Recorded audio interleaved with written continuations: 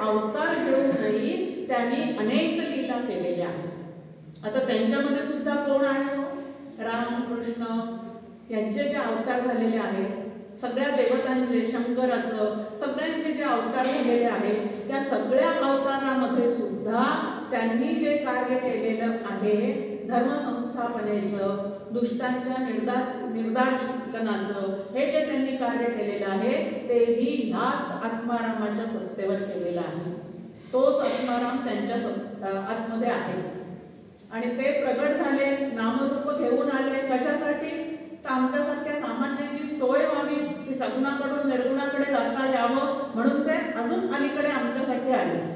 अवतार म्हणजे खाली येणे।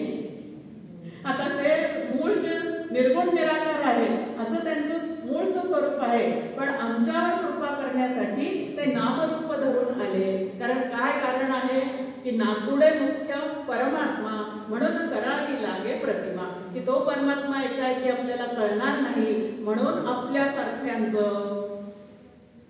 हे सगळं लक्षात घेऊन तो नामरूपामध्ये प्रगट झाला।